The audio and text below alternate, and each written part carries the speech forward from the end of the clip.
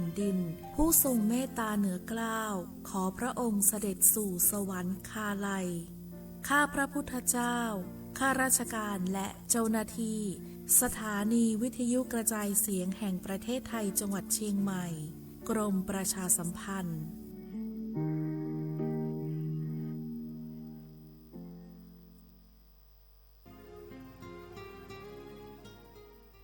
This is a moment of profound grief for the Kingdom of Thailand. We, the collective voices of Radio Thailand Chiang Mai, join the Thai nation in mourning the passing of our beloved Queen Martha, Her Majesty Queen Sirikit. Her life was a testament to the unwavering service, grace, and deep love for the Thai people. Our humble condolences and thoughts are with His Majesty the King, the royal family, and all the Thai people during this deeply sorrowful time. We will remember her forever.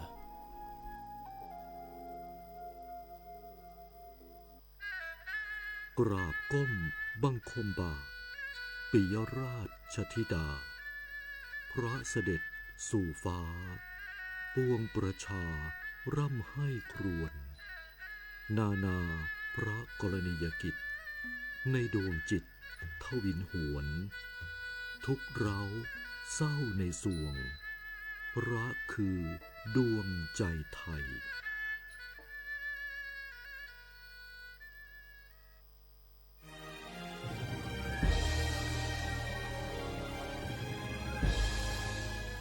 เกิดเป็นคนไทยเติบโตบนผืนแผ่นดินไทย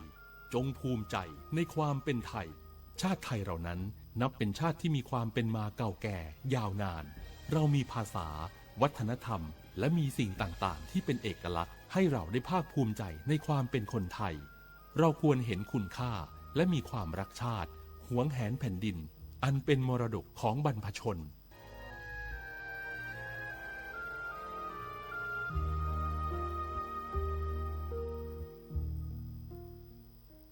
ช่วงนี้ได้ยินคนบ่นกันเยอะเลยนะเรื่องความไม่โปร่งใสเนี่ยใช่แต่รู้ไหมล่ะว่าจริงๆแล้วพวกเราช่วยกันได้นะทำยังไงหรอเดี๋ยวนี้มีช่องทางร้องเรียนที่เข้าถึงง่ายแจ้งเบาะแสได้สะดวกมากอย่างสายด่วนปปช1205อ๋อแบบนี้ทุกคนก็มีส่วนทำให้บ้านเราดีขึ้นได้จริงๆแน่นอนการต่อต้านทุจริตจะสำเร็จได้ก็เพราะคนอย่างเราร่วมมือกันสำนักงานประชาสัมพันธ์ที่ 3 กรมประชาสัมพันธ์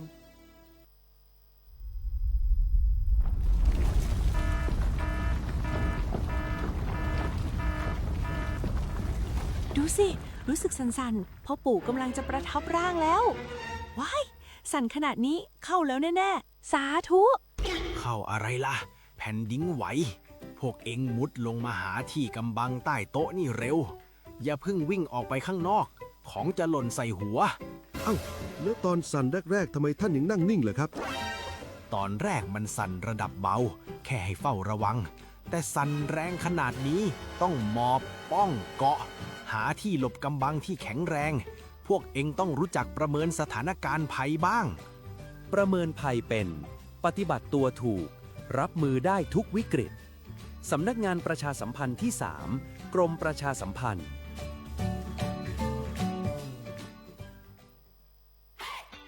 ปี้ยังไงดีเจ้าแม่น้องกำลังเข้าสู่ช่วงสูงวัยและจะดูแลเปิ้ลยังไงดีเจ้าฮูก่อผู้สูงวัยเปิ้ลไม่ได้เท่าเหมือนกันหมดเนอะกลุ่มติดสังคมเนี่ยว่าเปิ้นแก่แต่ใจวัยรุ่นต้องจวนกันออกกำลังกายทำกิจกรรมเวลาปะหมู่ปะฝูงมาใดเปิ้นก็ตึงคึกคักกันกูเตืออันนี้แม่น้องเลยนะวันออกไปขายเห็ดลมที่ตูบกาดแล้ววันนี้นะเปิ้ลก็มีนัดไปที่โรงเรียนผู้สูงอายุแหมซอบอกซอบใจขนาดกลุ่มติดบ้านก็เป็นกลุ่มที่บ่ออกไปไหนต้องแปลงบ้านให้ปลอดภัยเตียวบ่ข้องบ่เต้ามันไปพอไปกอยดูแลเรื่องกับข้าวกับปลาจะได้มาง่อมมาเงานะส่วนกลุ่มสุดท้ายกลุ่มติดเตียงก็ต้องพอต้องกอยบ่ฮื้อลำหูลำตา ตึงพลิกตัวทำความสะอาด ดูแลอาหารยูกยา และต้องใส่ใจเรื่องของความรู้สึกบ่ให้เปิ้นรู้สึกว่าโดดเดี่ยวฟังจะอี้ค่อยสบายใจหน่อยเจ้าขอบคุณนักๆเจ้าพี่เดี๋ยวน้องจะปิดไปดูแลแม่ก่อนนะเจ้าและจะไปลืมป่าแม่ไปตรวจสุขภาพประจำปีตัวเนอะเจ้าดูแลผู้สูงอายุถูกวิธีผู้สูงวัยก็ยิ้มได้ลูกหลานก็สบายใจด้วยความปรารถนาดีจากสำนักงานประชาสัมพันธ์ที่ 3 กรมประชาสัมพันธ์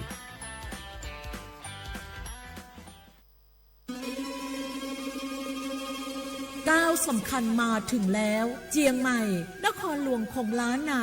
สู่การเป็นมรดกโลกต่างวัฒนธรรมขององค์การยูเนสโกเมืองที่ยังมีชีวิตและมีประชาชนอาศัยอยู่ร่วมกันวันที่ 3-8 สิงหาคม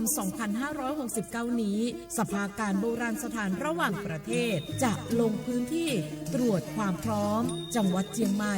ขอเชิญชวนภาครัฐเอกชนและพี่น้องชาวเจียงใหม่ทุกคนมาร่วมแรงร่วมใจ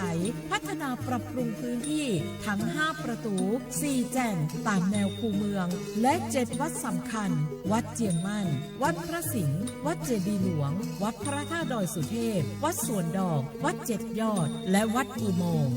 ช่วยกันดูแลให้สะอาดงดงามคงคุณค่าสถาปัตยกรรมดั้งเดิมเพื่อต้อนรับการตรวจครั้งสำคัญนี้ร่วมกัน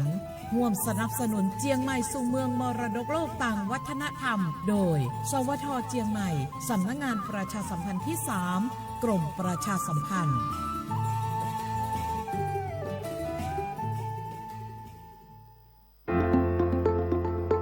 ขอเชิญคุณผู้ฟังพบกับรายการคุยสบายยามบ่ายรายการที่จะนำข่าวสารสาระความรู้พร้อมบทเพลงไพเราะสบายหูเพื่อกล่อมให้คุณสบายใจช่วงเวลา 15:10 นาทีถึง 16:00 น.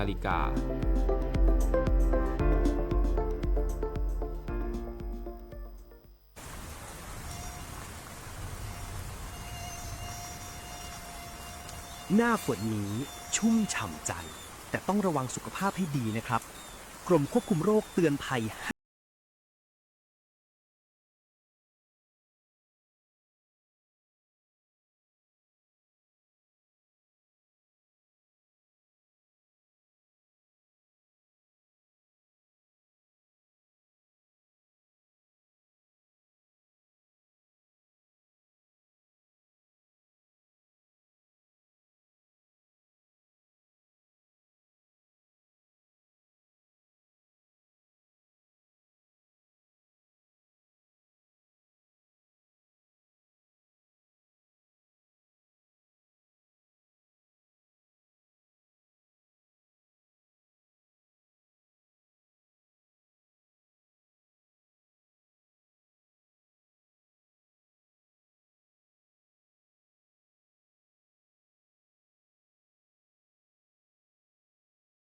ด้วยความปรารถนาดีจากสำนักงานป้องกันควบคุมโรคที่ 1 เชียงใหม่กรมควบคุมโรคกระทรวงสาธารณสุข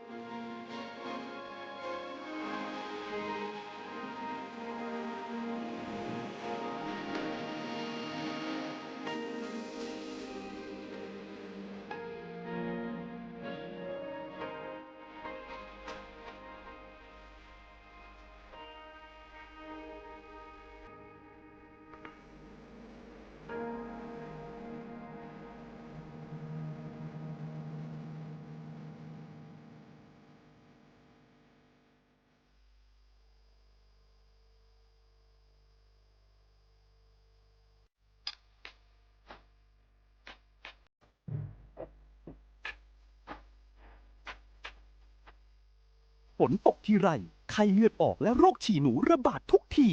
หยุดวงจรไร้หน้าฝนด้วยพฤติกรรมง่ายๆ 1. เลี่ยงการเดินลุยน้ำขังด้วยเท้าเปล่าถ้าหลีกเลี่ยงไม่ได้ให้รีบล้างเท้าด้วยสบู่ทันที 2. กำจัดน้ำขังรอบบ้านอย่าปล่อยให้เป็นแหล่งเพาะพันธุ์ยุงลายหน้าฝนนี้ต้องรอดเริ่มต้นป้องกันได้ที่ตัวเราและครอบครัวหากมีไข้สูงติดต่อกันเกิน 2 วันรีบไปพบแพทย์ทันทีนะครับด้วยความปรารถนาดีจากสำนักงานป้องกันควบคุมโรคที่ 1 เชียงใหม่กรมควบคุมโรคกระทรวงสาธารณสุข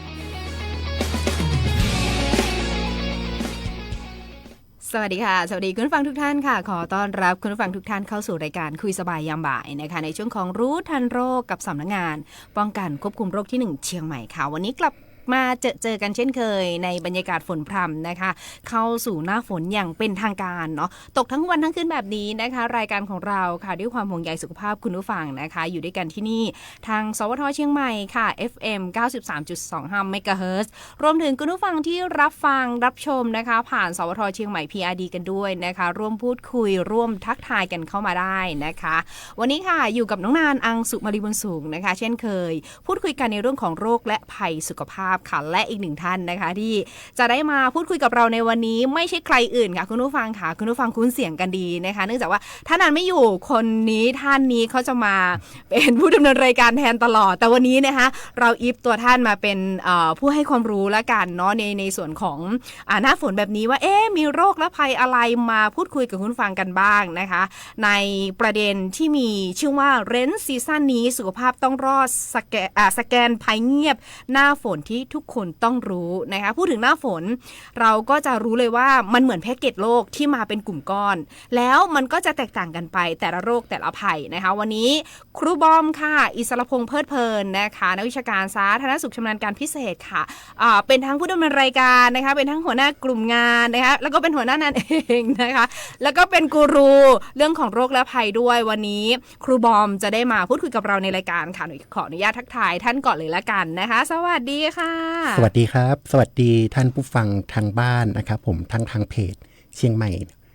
PRD เนาะแล้วก็ทางสถานีวิทยุ 93.25 เมกะเฮิรตซ์ด้วยนะครับค่ะแล้วก็อาจจะมีแม่ข่ายเนาะที่รับสัญญาณเผยแพร่ออกอากาศด้วยนะคะก็ร่วมพูดคุยกันนะคะในเรื่องของโรคและภัยสุขภาพซึ่งสุขภาพของเราเนี่ยเราก็ไม่ทราบได้ว่าจะเกิดโรคและภัยสุขภาพอะไรยังไงกับเราบ้างเกิดปุ๊บก็ส่งผลต่อสุขภาพปั๊บนะคะก็ทักทายคุณผู้ฟังทางหน้าแฟนเพจกันด้วยนะคะวันนี้คลึกคลื้นกันมากเลยท่ามกลางสายฝนที่ชุ่มฉ่ำเนาะกับสถานการณ์โรคเกี่ยวกับหน้าฝนนะคะใช้คำว่าสถานการณ์ได้เลยเนื่องจากว่าหลายพื้นที่หลายอำเภอหลายจังหวัดในเขตสุขภาพที่1เองเนี่ยก็มีการเกิดโรคการระบาดของโรคในหน้าฝนนะคะซึ่งเรนซีซั่นมากับฝนแน่นอนนะคะมันมักพบกลุ่มโรคอะไรบ้างคะครูบอมขาในช่วงนี้เนาะซึ่งมันค่อนข้างที่จะเยอะแหละขออนุญาตยกกลุ่มโรคที่มักพบบ่อยแล้วกันว่ามันอยู่ในกลุ่มก้อนโรคอะไรแล้วมันเกิดขึ้นได้ยังไงมีการป้องกันไหมครับผมก็สำหรับโรคที่เราจะเจอในช่วงฤดูฝนเนี่ยก็มีอยู่หลายโรคด้วยกันนะครับถ้าแบ่งเป็นช่องทางเนาะการติดต่อเนี่ยก็จะมีอยู่ประมาณ4กลุ่มด้วยกันที่เป็นโรคติดต่อค่ะนอกจากโรคติดต่อแล้วเนี่ยก็ยังมีภัยสุขภาพด้วยเนาะภัยสุขภาพก็คือไม่ได้เกิดจากตัวโรคแต่ว่าเกิดจากอะไรบางอย่างที่เกิดจากที่มันมากับฝนหรือว่ามีปัจจัยที่เกี่ยวกับหน้าฝนเป็นเหตุประมาณนี้นะครับก็อยากจะเจาะลึกในแต่ละประเด็นด้วยกันถ้าบอกว่า4กลุ่มโรคติดต่อเนี่ยก็จะมีเรื่องของโรคติดต่อทางเดินหายใจเนาะอันนี้น่าจะพบบ่อยที่สุดละนะครับผมถัดมาก็เป็นโรคที่มากับแมลงนะครับแมลงก็ไม่พ้นยุงลายเนาะเยอะมากใช่หน้าฝนยุงลายเนี่ยมาเยอะมากนะครับผมยุงลายเนี่ยก็ยุงลายตัวเดียวเนาะแต่มีแพ็กเกจ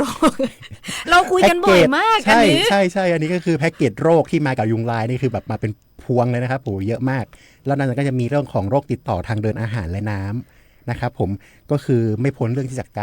ารที่เรารับประทานอาหารนั่นแหละนะครับแล้วก็สุดท้ายก็คือ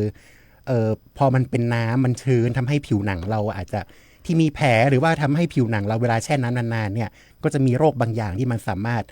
เข้ามากับเยื่อบุผิวหนังของเราได้นะครับผมแต่ละโรคแต่ละภัยเนี่ย ก็เกิดขึ้นได้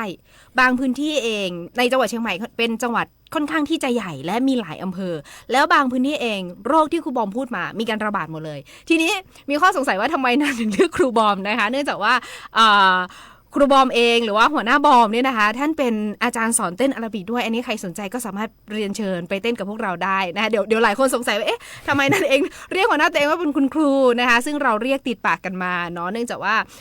มีทั้งองค์ความรู้นะคะความสามารถเนาะไม่ว่าจะเป็นในเรื่องของด้านสาธารณสุขเองในเรื่องของการเต้นนะคะเต้นเพื่อสุขภาพด้วยนะอันนี้ขอเรียนเชิญคุณผู้ฟังนะคะใครที่สนใจเนาะอาจจะมีคลาสในวันข้างหน้าเดี๋ยวเรามาประชาสัมพันธ์กันต่อแต่กลับเข้ามาสู่กลุ่มโรคกันก่อนเลยแล้วกันขออนุญาตเริ่มที่กลุ่มแรกค่ะกลุ่มโรคติดต่อระบบทางเดินหายใจ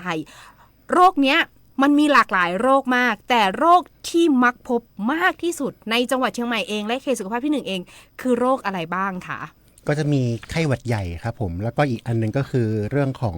ปอดบวมเนาะปอดบวมหรือว่าปอดอักเสบค่ะครับผมก็ถ้าหากว่ามาเจาะอยากจะให้คำแนะนำกับท่านผู้ฟังนะครับผมก็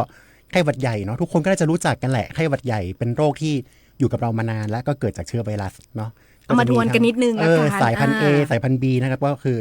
แต่วิธีการที่มันติดต่อมาสู่เราก็คือเรื่องของลองถ้าเกิดพูดถึงไข้หวัดเนี่ยอยากจะให้นึกถึงพวกโควิด -19 เพราะว่าเขาก็เหมือนกับช่องทางการติดต่อเหมือนกันเป๊ะเลยนะครับผมไม่ว่าจะเป็นมากับเสมหะหรือว่าน้ำลายเนาะน้ำมูกน้ำลายนะครับก็มันก็ในระยะประมาณ 1-2 เมตรที่แบบน้ำลายหรือว่าสันคัดหลั่งพวกนี้สามารถที่จะกระจายไปได้ถึงนะครับแล้วเราก็อาจจะโดนละอองพวกนี้เข้ามาหรือว่าอาจจะมือของเราเองนะครับไปจับลูกบิดเนาะอะไรอะราวบันไดอะไรที่แบบมีการใช้เหมือนกันเยอะๆเนี่ยก็คือแบบพวกอะไรอะเงินธนบัตรอันนี้สิ่งสำคัญเลยนะคุณผู้ฟังค่ะเพราะว่าบางทีแล้วเรามองข้ามไปเราจับเงินทุกวันไม่ว่าจะเป็นเหรียญจะเป็นแบงก์จะเป็นใบเราจับทุกวันแต่เรามองข้ามไปว่าไอจามน้ำลายเสมหะหรืออะไรก็แล้วแต่ที่เป็นเชื้อโรคอาจจะไปปนเปื้อนบนธนบัตรหรือว่าเหรียญที่เราใช้อยู่ใช่ครับพวกนี้ถ้าเกิดจับแล้วปุ๊บเผลอมาขยี้ตาหรือว่าหยิบทอนเงินเสร็จหยิบขนมเข้าปากมันก็เป็นช่องทางนึงในการที่จะทำให้ไวรัสพวกนี้เข้าไปสู่ร่างกายของเราได้นะครับผมทีนี้เนี่ยก็คือพอเป็นบอกว่าไข้หวัดใหญ่ปุ๊บก็จะมีอีกคำนึงเนาะไข้หวัดถามว่ามันต่างกันยังไงใช่ถ้าเกิดไข้หวัดธรรมดาก็จะแบบอาการจะค่อยๆเป็นค่อยๆไปเนาะมีน้ำมูกมีไอเล็กน้อยแต่ว่าไข้ยังไม่สูงยังทำงานไหวอันนี้ก็จะเป็นไข้หวัดทั่วไปแต่ถ้าหากว่าเป็นไข้หวัดใหญ่เนี่ยส่วนใหญ่จะมาแบบเฉียบพลันแล้วก็ไข้สูงประมาณ 38-40 เนาะหนาวสั่นใครที่เคยเป็นนี่จะรู้เลยว่าหนาวสั่นปวดหัวรุนแรงนะครับโดยเฉพาะรอบกระบอกตาอันเนี้ยเป็นน่าจะเจอกันบ่อยแล้วก็รวมถึงการปวดเมื่อยตามกล้ามเนื้อเนาะจนแทบแบบไม่อยากจะขยับตัวเลยอะแล้วก็อ่อนเพลียนะครับผมก็ถ้าหากว่าอยากจะแนะนำก็คือการเรื่องของการป้องกันเนาะป้องกันพวกนี้ก็จะเป็นเรื่องของการล้างมือนะครับผมล้างมือด้วยน้ำสบู่ก็ควรจะล้างอย่างน้อยประมาณ20 วินาทีลองนึกถึงเดี๋ยวนี้เขาจะมีเทรนเนาะมีอยู่ช่วงนี้ก็บอกว่าร้องเพลงล้างมือพร้อมกับร้องเพลงช้างเพลงช้างเพลงบางทีก็บอกได้นะว่าเพลง Happy Birthday อะไรประมาณนี้ก็คือแบบว่าประมาณล้างมือด้วยประมาณ20 วินาทีครับเป็นอย่างน้อยก็พยายามล้างเนาะ7 ขั้นตอนอะไรเงี้ยแล้วก็มีใช้เจลแอลกอฮอล์ทุกครั้งนะครับหลังจากสัมผัสสิ่งของเนาะแก้วน้ำหลอดอาหารเครื่องใช้ส่วนตัวก็คือแยกกับผู้อื่นซะนะครับผมโดยเฉพาะที่สำคัญก็คือกลุ่มเสี่ยงเนาะไม่ว่าจะเป็นผู้สูงอายุนะครับหญิงตั้งครรภ์เด็กเล็กเนาะหรือว่าผู้ที่มีโรคประจำตัวหรือว่าผู้ที่มีภูมิคุ้มกันบกพร่องนะครับผมก็ควรจะรับวัคซีนไข้หวัดใหญ่เป็นประจำปีอย่างน้อยปีละ1 ครั้งนะครับก่อนช่วงเข้าฤดูฝนครับผมค่ะก็วัคซีนไข้หวัดใหญ่นะคะใครสนใจสามารถติดต่อที่0531407774ได้อัตราค่าบริการไม่แพงนะคะคุณผู้ฟังคะหลักร้อยไม่แพง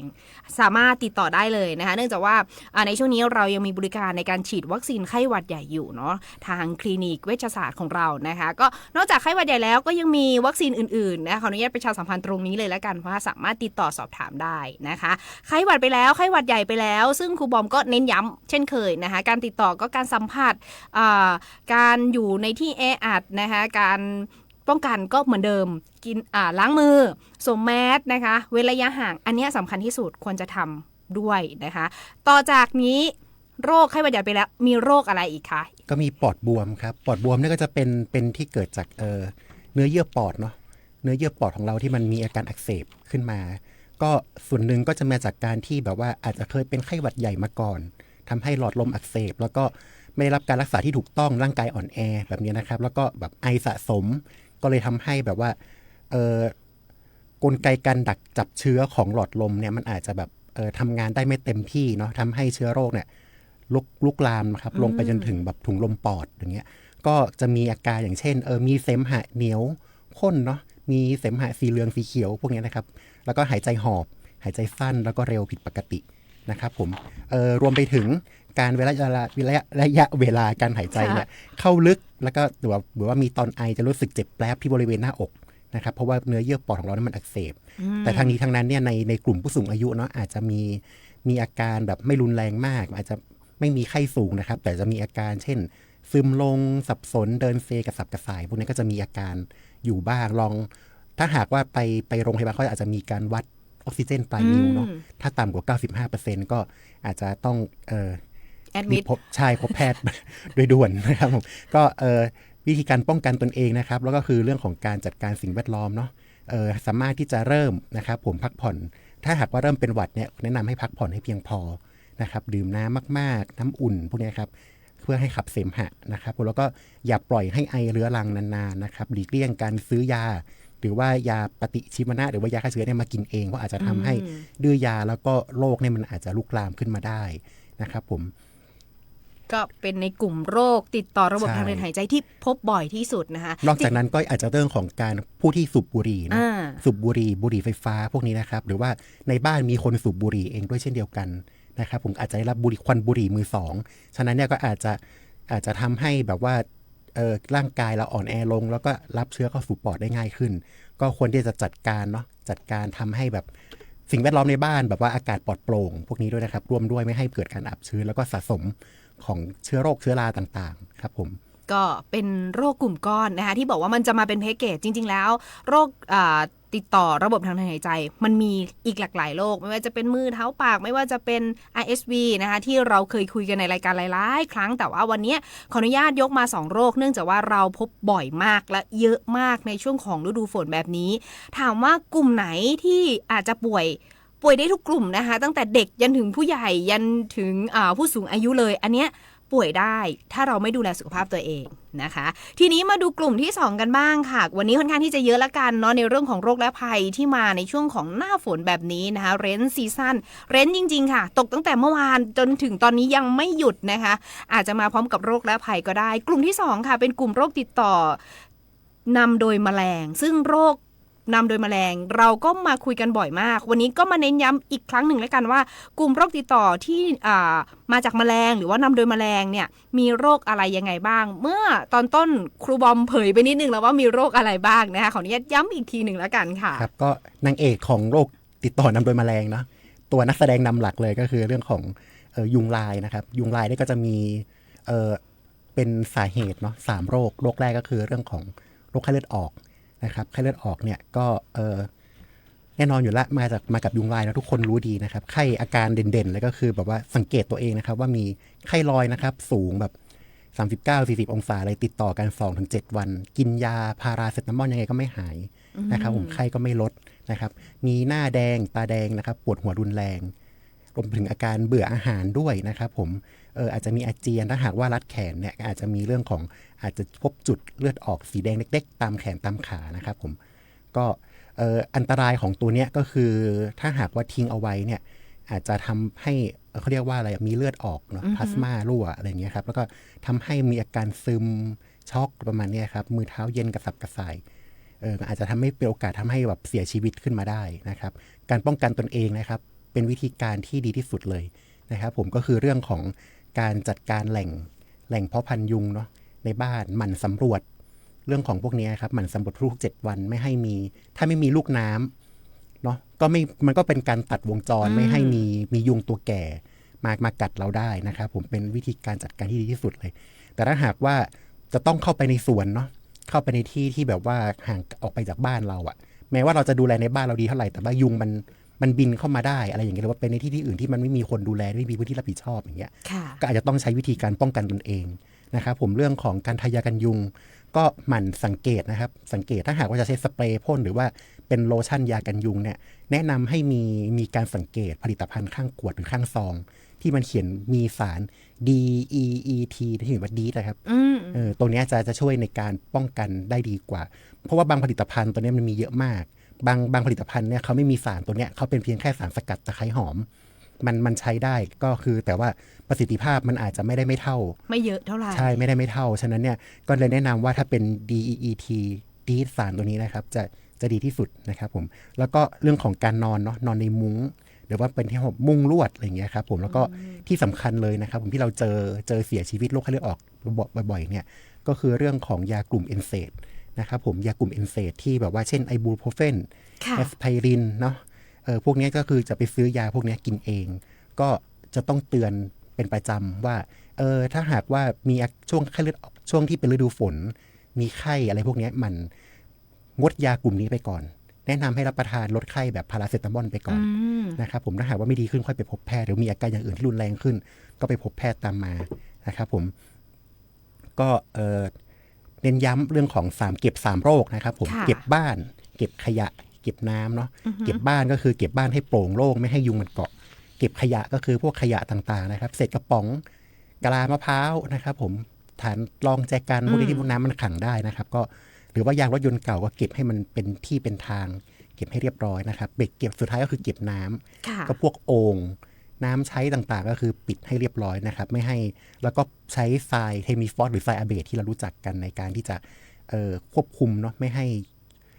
ยุงไม่ให้ไข่พัฒนาไปเป็นลูกน้ำนะครับผมจะได้ตัดวงจรของยุงไปได้ครับผมก็อันนี้อย่าลืมแล้วกันอีกหนึ่งอย่างอยากจะเสริมคือการปล่อยปลาลงในอ่างเนาะเพราะบางทีแล้วเนี่ยเวลาเราจะเห็นอ่างเปล่าๆอาจจะมีบัวหรือไม่มีบัวเนี่ยแล้วหลายท่านนะลืมนึกคิดไปว่ายุงลายค่ะชอบน้ำใสแล้วปล่อยทิ้งไว้แล้วฝนตกช่วงนี้คือน้ำใสมากขังไว้ยุงก็อาจจะไปไข่ได้นะคะทีเนี้ยการกำจัดแหล่งลูกน้ำยุงลายเนาะอย่างที่ครูบอกนะคะก็คือ3เก็บ3โรคนั่นแหละแต่ว่าอยากฝากไว้นิดนึงแล้วกันถ้าเกิดว่ามีอ่างน้ำที่ไม่สามารถเปลี่ยนถ่ายน้ำได้ก็สามารถนำปลาหางนกยุงลงไปปล่อยเพื่อกำจัดลูกน้ำนะคะแล้วที่สำคัญอย่าลืมขัดนะคะคุณผู้ฟังค่ะอันเนี้ยหลายครั้งที่เรามาคุยกันในรายการเนาะในเรื่องของการกำจัดแหล่งเพาะพันธุ์ยุงลายเนี่ยก็คือการขัดอ่างน้ำหรือว่าแอ่งน้ำที่มันขังอยู่อันนี้สามารถขัดได้เพราะว่าไข่เนี่ยมันคงทนและอยู่ได้นานนะคะตามที่นักกีฬาวิทยาเคยได้คุยกับเราในรายการด้วยเนาะโรคต่อไปค่ะคุณบอมค่ะโรคที่2ที่มากับยุงเหมือนกันอันนี้ยุงตัวเดียวกันแต่คนละโรคก็คือโรคไข้ปวดข้อยุงลายครับหรือว่าอาจจะมีอีกชื่อนึงที่คนอาจจะคุ้นกันก็คือชิคุนกุนย่านะครับผมก็มาจากยุงลายสวนแล้วก็ยุงลายบ้านเนาะยุงลายสวนกับยุงลายบ้านก็คือยุงลายเหมือนกันนั่นแหละแต่ว่าเราจะเรียกเพราะว่าตามถิ่นที่อยู่ของเขาครับผมกับพฤติกรรมพอถิ่นที่อยู่ก็จะทำให้เกิดพฤติกรรมบางอย่างของยุงอย่างยุงลายสวนก็มักจะอยู่ตามสวนเช่นสวนกล้วยสวนยางพาราสวนผลไม้นะครับผมบ้านเราก็ยังมีอยู่ในเชียงใหม่นะครับผมแล้วก็ถ้ายุงลายบ้านก็คือเขาอยู่รอบๆบ้านเรานั่นแหละนะครับผมก็แต่ทั้งนี้ทั้งนั้นเขาก็คือยุงลายเหมือนกันก็เป็นตัวพาหะเนาะนำโรคมาให้เราได้เหมือนกันกลไกการติดต่อก็เหมือนกันกับไข้เลือดออกนั่นแหละครับแต่ว่าไวรัสในตัวของโรคไข้ปวดข้อยุงลายเนี่ยเขาจะไปโจมตีระบบข้อต่อเนาะเส้นเอ็นของร่างกายโดยตรงไม่ได้ทำให้แบบพลาสมารั่วเหมือนไข้เลือดออกแค่นั้นเองครับผมก็วิธีการป้องกันก็คือเหมือนกันกับไข้เลือดออกเลยครับอันเดียวกันเลยแต่ว่าที่อยากจะเน้นย้ำก็คือว่าอยากจะเน้นย้ำให้เกิดความตระหนักในการที่จะป้องกันตนเองเพราะว่าชิคุนกุนย่าหรือว่าไข้ปวดข้อยุงลายเนี่ยมันจะมีอาการปวดข้อแบบว่ารุนแรงแล้วก็เฉียบพลันแล้วก็เป็นพร้อมกันหลายๆข้อนะครับบางคนเนี่ยต่อให้รักษาหายแล้วก็ยังมีอาการปวดข้อไปเป็นเดือน3เดือน6เดือนหรือบางคนก็เป็นปีเลยได้ซ้ำนะครับก็คือเป็นอาการมันก็จะแบบปวดใช่ปวดแบบสร้างความทรมานให้กับแบบเรื้อรังอ่ะทรมานแบบเรื้อรังให้กับคนที่ป่วยเนาะบางทีว่าตัวเองเป็นเกาต์แต่ที่จริงไม่ใช่ อาจจะป่วยเป็นโรคไข้ปวดข้อยุงลายก็ได้นะคะคุณผู้ฟังค่ะครับการป้องกันก็เหมือนเดิมเนาะอย่างที่พูดออกไปนะครับคราวที่แล้วก็คือเมื่อสักครู่ก็คือเรื่องของการใช้สเปรย์เนาะยากันยุงฉีดพ่นหมั่นตัวเองบ่อยๆนะครับทุก 2-3 ชั่วโมงแล้วก็จัดการบ้านให้เรียบร้อยนะครับ3เก็บ3โรคครับผมยุงตัวเดียวสามารถนำไปใช้วิธีเดียวกันได้นะ3เก็บ3โรคเก็บบ้านเก็บขยะนะคะให้หมดจดแล้วก็เก็บน้ำด้วยนะคะอันนี้อย่าลืมแล้วกันอีก1โรคค่ะโรคแล้วก็ไข้ซิก้าครับผมซิก้าเนาะซิก้าไวรัสนะครับ ตัวนี้ก็ความพิเศษของมันเนี่ยในกลุ่มผู้ชายอาจจะไม่ได้มีรับผลกระทบมากเท่าไหร่นะครับแต่กลุ่มของผู้หญิงที่แบบเป็นวัยเจริญพันธุ์หรือว่าผู้หญิงที่แบบกำลังตั้งครรภ์ช่วงแรกๆส่วนใหญ่จะเจอในหญิงตั้งครรภ์ใช่ครับในหญิงตั้งครรภ์ไตรมาสแรกเนี่ยเชื้อจะเข้าไปทำลายสมองของทารกนะครับผมก็คือทำให้เด็กออกมามีศีรษะรีบเล็กผิดปกติสมองฝ่อพิการทางสมองสติปัญญาแบบไม่ครบประมาณนี้นะครับก็คือจะต้องระวังยุงหญิงตั้งครรภ์จะต้องระวังยุงลายมากๆเลยนะครับผมแล้วก็หรือว่ารวมไปถึงถ้าหากว่าแพลนจะมีลูกแต่ว่าสามีเช่นเป็นตำรวจทหารตระเวนชายแดนไปอยู่ในหรือว่าไปในพื้นที่ที่มีเสี่ยงของการระบาดของไวรัสซิก้านะอาจจะต้องช่วงแรกอาจจะต้องใช้ถุงยางอนามัยก่อนเพราะว่ามีการศึกษาแล้วพบว่าไวรัสซิก้าเนี่ยในผู้ชายเนี่ยป่วยแล้วจะไม่รับผลกระทบอะไรมากนอกจากอาการไข้เนาะแต่ว่าไวรัสตัวเนี้ยจะไปอยู่ในเรียกว่าอสุจิของผู้ชายพอเวลาปฏิสนธิในร่างกายของผู้หญิงแล้วปุ๊บก็ทำให้เด็กทารกได้รับไวรัสไปด้วยนะครับผมฉะนั้นเนี่ยก็ต้องหมั่นเตือนเนาะว่าในช่วงแบบถ้าหากว่ามีพฤติมีเขาเรียกว่ามีโอกาสได้ไปทำในพื้นที่เสี่ยงไข้ซิก้าเนี่ย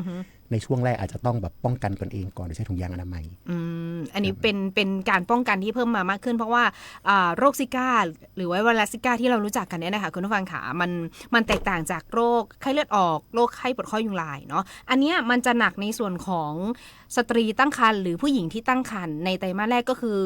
1-2-3เดือนแรกแล้วถามว่าการติดต่อบางทีการมีเพศสัมพันธ์ก็ติดต่อได้เหมือนกันถ้าเกิดผู้ชายติดเชื้อนะคะหรือว่ามีโรคไข้ซิก้าอยู่ในตัวแต่ทีเนี้ยมันไม่มีอาการค่ะมันเกิดจากว่าสเปิร์มหรือว่าเชื้ออสุจิเนี่ยติดเชื้อเข้าไปแล้วทำปฏิสนธิกับไข่แล้วเกิดมาเป็นน้องน้อยซึ่งน้องน้อยคนนี้แหละค่ะที่จะลืมตาดูโลกเนี่ยกลับกลายเป็นว่าน้องต้องมาเกิดแบบไม่ปกติเหมือนคนทั่วไปเนาะลักษณะของน้องอาจจะมีหัวเล็กหรือว่าพิการก็เป็นได้นะคะการป้องกันที่ดีที่สุดเหมือนที่ครูบอมบอกเลยค่ะควรจะสวมถุงยางทุกครั้งและป้องกันโรคติดต่อทางเพศสัมพันธ์โรคอื่นด้วยนะคะอันนี้ฝากไว้ด้วยแล้วกันนะคะช่วงนี้เราจะพักกันสักครู่นะคะเดี๋ยวช่วงหน้าเราจะมาพูดคุยกันต่อในเรื่องของกลุ่มโรคติดต่ออื่นๆใช้คำว่ากลุ่มโรคติดต่ออื่นๆนะคะมันเยอะมากในโรคของหน้าฝนแต่ว่าทิ้งท้ายหน่อยแล้วกันค่ะคุณบอมขาหน้าเพจนะสอบถามมาว่าที่บ้านชอบบอกว่ายุงตอนเย็นกัดจะไม่เป็นโรคไข้เลือดออกจริงไหมคะยุงตอนเย็นอาจจะเป็นไข้มาลาเรียไหมแต่ถ้าไข้มาลาเรียมันก็จะเป็นในส่วนของป่าดิบชื้นหรือว่าชายขอบแต่ถามว่าในส่วนตัวเมืองเองเนี่ยมันจะไม่ค่อยมีนะคะอันเนี้ยจากที่นักกีตวิทยาหรือว่านักวิชาการสาธารณสุขที่มาพูดคุยกับเราในเรื่องของไม่ว่าจะเป็นไข้มาลาเรียไข้เลือดออกเนี่ยเขาก็จะบอกชัดเจนว่ายุงที่หากินตอนกลางคืนกับหากินตอนกลางวันนั่นก็คือยุงลักษณะที่แตกต่างกันนะคะไข้เลือดออกแล้วส่วนมากจะเป็นกลางวันส่วนไข้มาลาเรียจะเป็นกลางคืนค่ะอันนี้น่าจะเป็นยุงลำคาญหรือที่เราพบเจอในแหล่งน้ำที่อาจจะไม่สะอาดก็เป็นได้นะคะเดี๋ยวไม่เป็นไรค่ะในส่วนของเรื่องยุงเดี๋ยวเราจะติดต่อนักกีตาให้มาพูดคุยและทำความเข้าใจอีกครั้งหนึ่งแล้วกันเพราะว่าบางทีในพื้นที่ของจังหวัดเชียงใหม่เองไม่ว่าจะเป็นในส่วนของทางฝางทางแม่อายเนาะทางฮอดทางอุ้มก๋อยเนี่ยค่อนข้างที่จะติดป่าดิบชื้นและยังพบไข้มาลาเรียอยู่อันเนี้ยเดี๋ยวเราจะกลับมาพูดคุยกับกันในรายการอีกครั้งหนึ่งแล้วกันนะคะแต่ว่าช่วงนี้พักกันสักครู่เดี๋ยวช่วงหน้าเราจะมาพูดคุยกันต่อในเรื่องของโรคติดต่ออื่นๆนะคะที่ใช้คำว่าโรคติดต่ออื่นๆมันมีเยอะค่ะคุณผู้ฟังค่ะรอติดตามแล้วกันค่ะ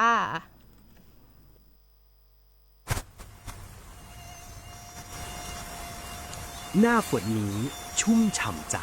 แต่ต้องระวังสุขภาพให้ดีนะครับกรมควบคุมโรคเตือนภัย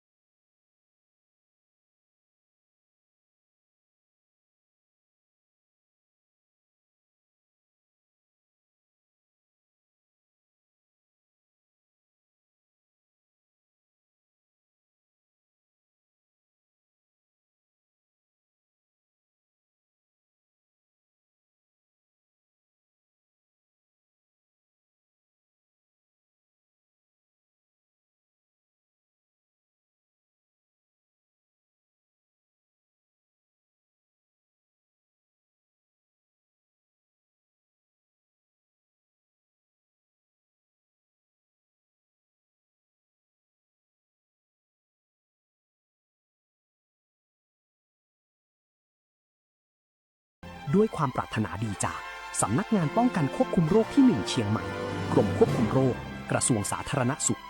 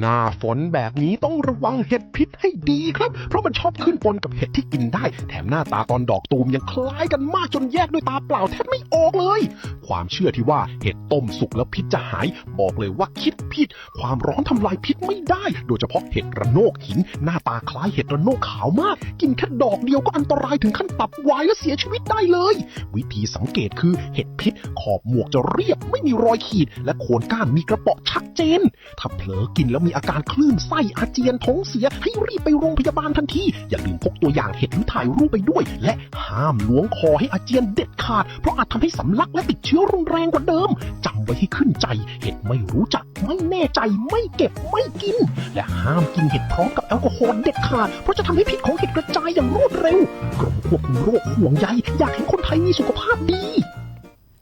อย่าลืมนะคะห้ามเก็บห้ามกินนะคะก็เป็น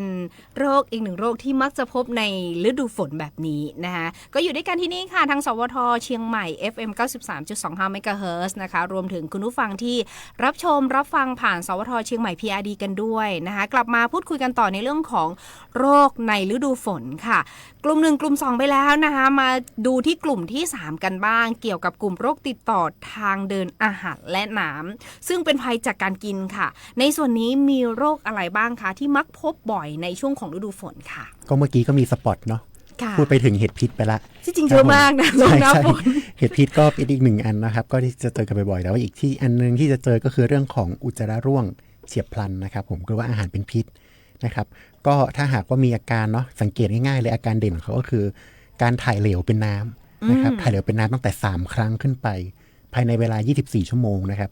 สังเกตตัวเองบางทีถ้าเกิดถ่ายเหลว1ครั้งจะบอกว่าตัวเองเป็นโรคนี้นี่อาจจะยังก่อนเอก่อนนะครับให้สังเกตอาการตัวเองว่าครั้งที่2มาไหมครั้งที่3มาหรือเปล่าถ้าเกิดภายใน24ชั่วโมงเนี่ยถ่ายเหลวเป็นน้ำตั้งแต่3ครั้งขึ้นไปเนี่ยหรือว่าถ่ายแบบมีมูกปนเลือดนะครับแม้แต่เพียงครั้งเดียวนะครับร่วมกับอาการปวดท้องปวดบิดปวดท้องรุนแรงนะครับคลื่นไส้อาเจียนเนาะมีไข้ต่ำๆหรือว่าไข้สูงขึ้นอยู่กับชนิดของเชื้อเนี่ยก็คืออาจจะเข้าข่ายของเกณฑ์ของการโรคเป็นอุจจาระร่วงเฉียบพลันหรือว่าอาหารเป็นพิษละนะครับผมความน่ากลัวของโรคนี้ก็คือภาวะช็อกขาดน้ำเนาะก็มีเรื่องของปากแห้งคอแห้งรู้สึกกระหายน้ำมากนะครับรวมไปถึงตาโหลแบบลึกเข้าไปเลยใช่ตาโหลลึกเข้าไปแล้วก็ผิวหนังเหี่ยวเนาะเพราะว่าแบบคืนตัวช้าปัสสาวะสีเข้มแล้วก็ออกน้อยก็จะมีอาการวิงเวียนศีรษะหน้ามืดเวลาลุกขึ้นยืนนะครับผมก็การป้องกันตนเองนะครับของโรคนี้เนี่ยก็ทำได้ง่ายๆเลยก็คือสุกร้อนสะอาดนะครับจำขึ้นใจเลยยึดหลักนะครับกินสุกร้อนสะอาดนะครับอาหารค้างมื้ออันตรายนะครับอาจจะต้องอุ่นให้เดือดก่อนนะครับก่อนรับประทานแล้วก็รวมไปถึงการล้างมือด้วยสบู่นะครับล้างมือนี่สำคัญมากเลยนะเพราะว่าเป็นช่วยได้ป้องกันหลายโรคเลยทีเดียวนะครับผมแล้วก็ก่อนจะปรุงหรือว่าจะหยิบอาหารเข้าปากนะครับแล้วก็รวมไปถึงหลังเข้าห้องน้ำด้วยนะครับอีกหนึ่งวิธีที่จะช่วยในการป้องกันได้ก็คือถ้าหากว่ามีอาการถ่ายเหลว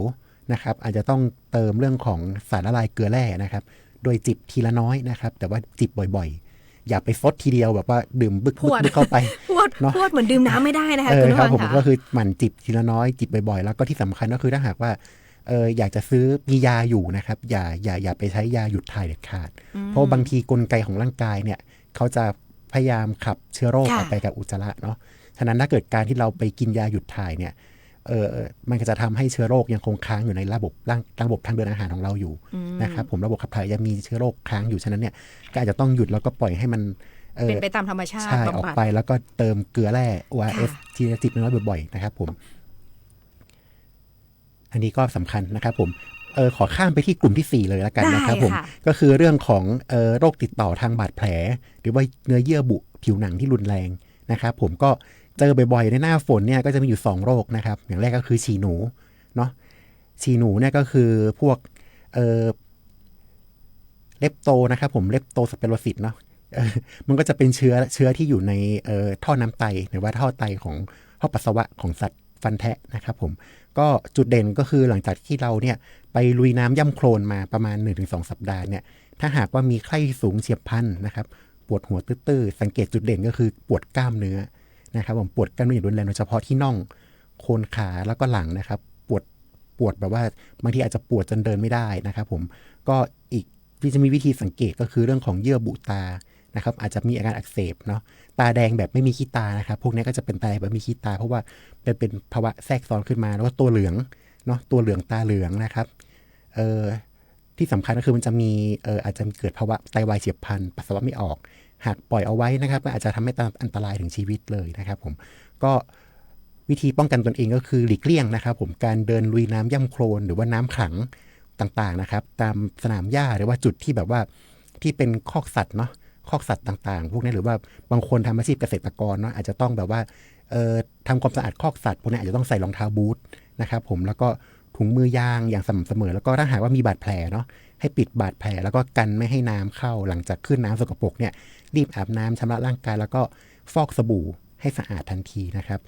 ก็วิธีการจัดการสิ่งแวดล้อมที่จะช่วยให้ห่างไกลโรคนี้ได้มากขึ้นก็คือการจัดการขยะนะเศษอาหารรอบบ้านนะครับ พื่อไม่ให้เป็นแหล่งอาหารของหนูนะครับตัดหญ้าบริเวณรอบบ้านให้สั้นเพื่อไม่ให้เป็นที่หลบซ่อนของหนูนะครับรวมถึงเกษตรกรนะครับอาจจะต้องใช้เครื่องมือในการป้องกันในการที่จะลงไปดำนาหรือว่าทำความสะอาดคอกสัตว์นะครับผม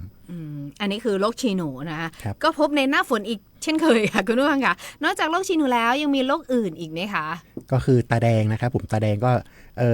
หลังจากที่ฝนตกเนาะอาจจะมีเชื้อโรคหรือสิ่งสกปรกในกระเด็นเข้าตานะครับหรือว่าน้ำขังหรือว่าน้ำขุ่นกระเด็นเข้าตาพวกนี้หรือว่าการจะไปใช้นิ้วที่มีเชื้อโรคปนอยู่เนี่ยไปสัมผัสเนาะขยี้ตาหรือว่า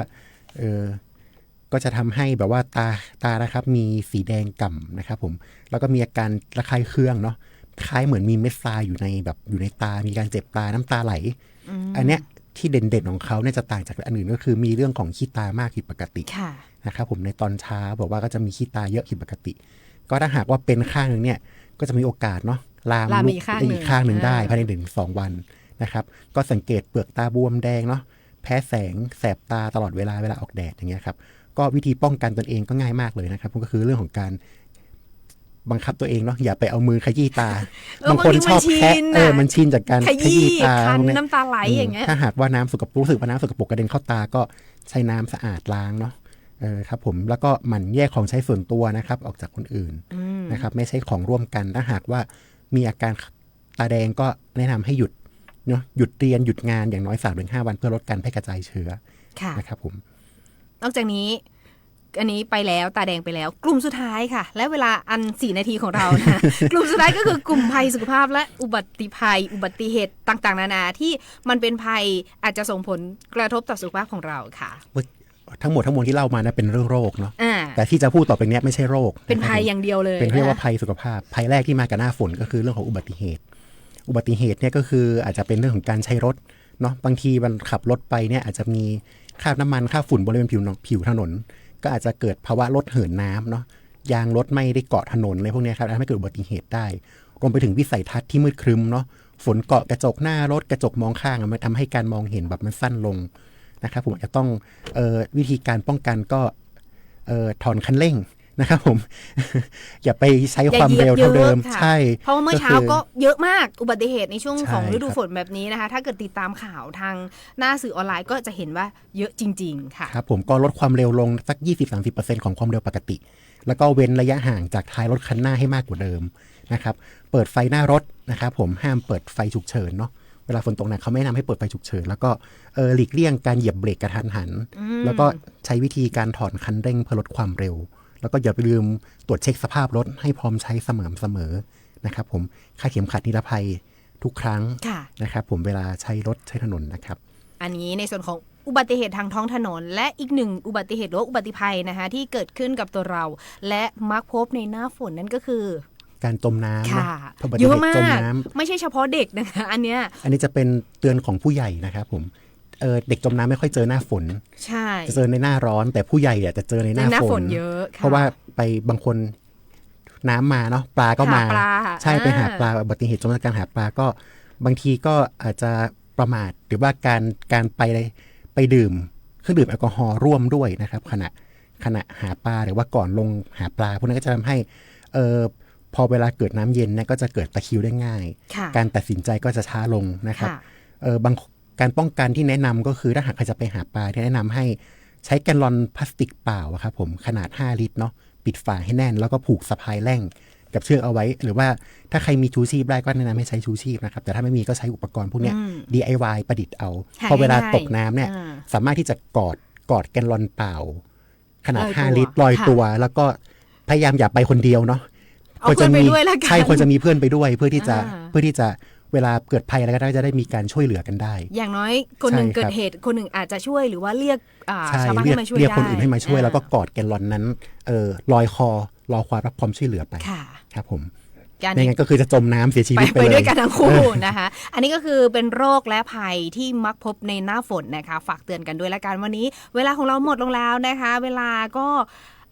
นิด น้อยเหลือเกินกับโรคและภัยในช่วงฤดูฝนนะคะเดี๋ยวรับปากว่าอีกหลายๆอาทิตย์ก็คงจะมาทยอยคุยให้เจาะลึกมากกว่านี้ละกันนะคะวันนี้ขอบคุณคุณผู้ฟังทุกท่านค่ะที่ติดตามรับฟังรายการของเรานะคะเจอกันได้ใหม่ทุกวันศุกร์ค่ะในช่วงเวลา 15 นาฬิกาถึง 16 นาฬิกาวันนี้เรา2คนขออนุญาตลาไปก่อนเลยละกันนะคะขอบคุณและสวัสดีค่ะสวัสดีครับ